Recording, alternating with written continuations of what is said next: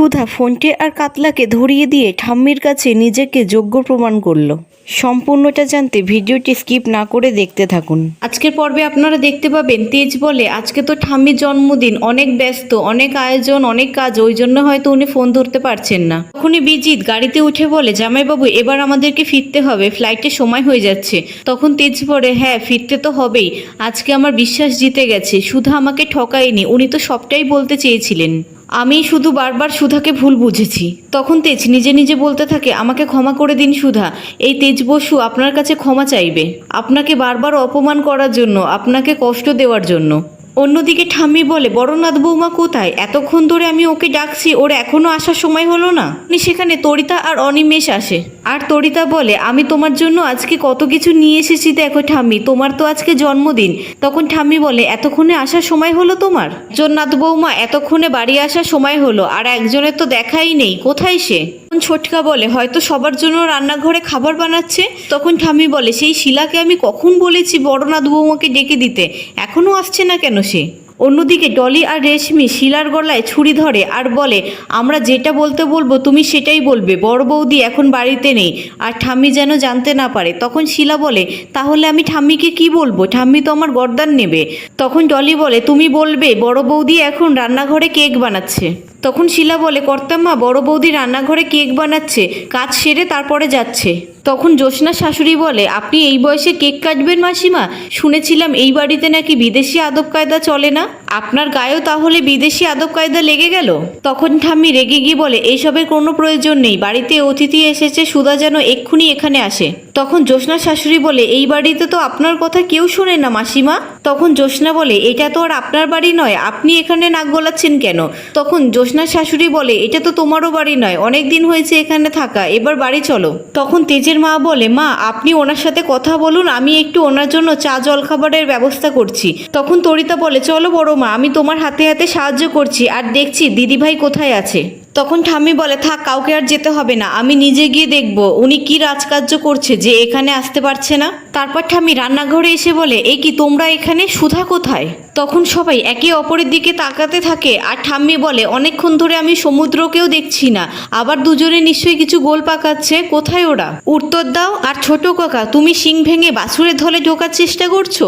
আর সুধার তো আজকে কথা রাখার কথা ছিল, ও কোথায়? কি হলো, তোমরা চুপ করে আছো কেন? উত্তর দাও। তখন সেখানে জ্যোৎস্না এসে বলে, ঠাম্মি সুধা এসেছে। অন্যদিকে সুধা কেক নিয়ে কেক সাজিয়ে সেখানে আসে, আর ঠাম্মিকে বলে, শুভ জন্মদিন ঠাম্মি। এই বলে সুধা ঠাম্মিকে প্রণাম করে। তারপর সুধা জ্যোৎস্না শাশুড়িকে প্রণাম করে আর বলে, আমি এই বাড়ির বড় নাথ বৌমা সুধা। তখন জ্যোৎস্না শাশুড়ি বলে, দেখতে তো মন্দ নয়, তাহলে তুমি এতক্ষণ কোথায় ছিলে? তখন সুধা বলে, ঠাম্মি জন্মদিনে কেকের আয়োজন করছিলাম। তখন ঠাম্মি বলে, তুমি জানো না আমি জন্মদিনে কেক কাটি না?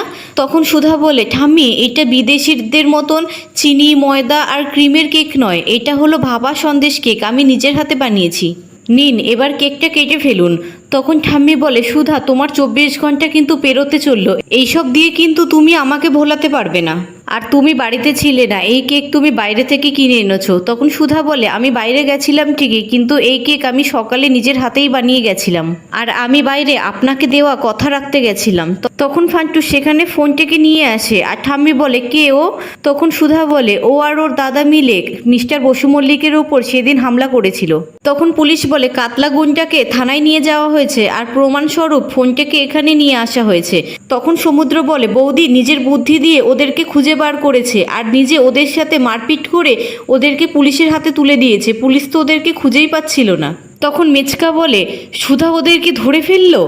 তারপর মেচকা ঠাম্মিকে এসে বলে, মা তুমি ওদেরকে নিয়ে ব্যস্ত হয়েও না, ওদের ব্যবস্থা আমি করছি। তখন ঠাম্মি বলে, না ওদের ব্যবস্থা আমি করব। তারপর ঠাম্মি ফোনটাকে গিয়ে বলে, তোমাদের সাহস কি করে হয় আমার নাতির গায়ে হাত তোলার? তখন সুধা বলে, ঠাম্মি ও তেজ বেকারির পুরনো গোডাউনে আস্তানা নিয়েছিল।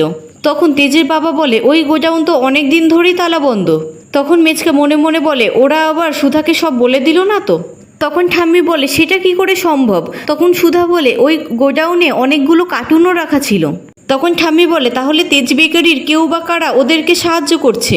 তখন মেচকা বলে, তোমরা চিন্তা করো না, আমি ব্যবস্থা নিচ্ছি ওদের, আমি খোঁজ নিচ্ছি কে বা কারা ওদের সাথে জড়িত আছে। তখন বাড়ির সবাই জিজ্ঞাসা করে, তাহলে তেজের উপর ওরা হামলা করলো কেন? তখন ফোনটে বলে, আমরা যা করেছি সব সুধার জন্য। তখন ঝিনুক পিছন থেকে ফোনটিকে পেনের খোঁচা দেয় আর বলে, তুমি যতবার দিদির নাম বলবে ততবার কিন্তু তুমি এইভাবেই মার খাবে। তখন ফোনটে বলে, ম্যাডামের মতন আমাদের পাড়ায় একটাও ভালো মেয়ে ছিল না, ওই ম্যাডাম তো আমাদের কাছে ভগবান। তখন তরিতা বলে, কি হলো, উল্টো সুর গাইছে কেন আবার? আর আমার দাদার সাথে জামাইবাবুর একদিন ঝামেলা হয়, সেই ঝামেলার প্রতিশোধ নিতেই সেদিন জামাইবাবুর ওপরে হামলা করে। তখন তরিতা মনে মনে বলে, যা, এইবারেও আর দিদিভাইয়ের অতীতের ব্যাপারে সবাই কিছু জানতে পারলো না। তখন ঠাম্মি বলে, আর আমাদের পুরনো গোডাউনে তোমরা ঢুকলে কি করে? আমার দাদু ভাইয়ের এত বড় ক্ষতি করে আবার আমাদের গোডাউনেই তোমরা গা ঢাকা দিয়েছিলে। অন্যদিকে ঝিনুক মনে মনে বলে, আমার দিদি প্রথম বিয়ে নিয়ে অনেক অপমানিত লাঞ্ছিত হয়েছে, আমি চাই না দিদি আবার অপমানিত লাঞ্ছিত হোক।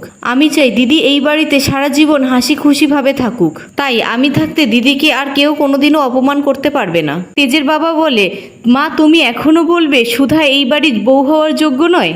তোমার জন্মদিনে সেরা গিফট তো বড় বৌমাই এনে দিল। তখন ডলি আর বাকি সবাই বলে, বড় বৌদিকে আমরাও সাহায্য করেছি, তার জন্য মিথ্যে আশ্রয় নিতে হয়েছে, আমাদেরকে ক্ষমা করো। তখন সুধা বলে, ঠাম্মি আমি বাইরে বেরিয়েছিলাম আপনাকে দেওয়া কথা রাখার জন্য, কোনো অসৎ উদ্দেশ্যের জন্য নয়। তখন ঠাম্মি বলে, তাই জন্য আমি তোমাকে ক্ষমা করলাম, আর তুমি তোমার পরীক্ষায় উত্তীর্ণ হয়েছো।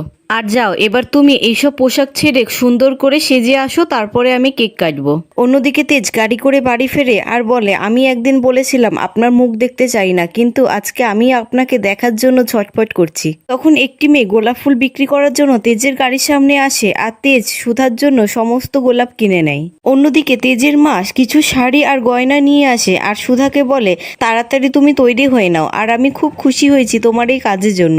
তখন সুধা বলে, আমি সারা জীবন চেষ্টা করব এই বাড়ির সকলকে আর তোমাকে খুশি করার জন্য। অন্যদিকে তেজ গাড়ি করে আস্তে আস্তে সুধার কথা ভাবতে থাকে আর বলে, আজকে এই ফুল দিয়ে আমি আমার মনের কথা আপনাকে জানাবো, যেই ভালোবাসা আর সম্মান আপনার প্রাপ্য ছিল, আজকে আপনাকে সব ফিরিয়ে দেব।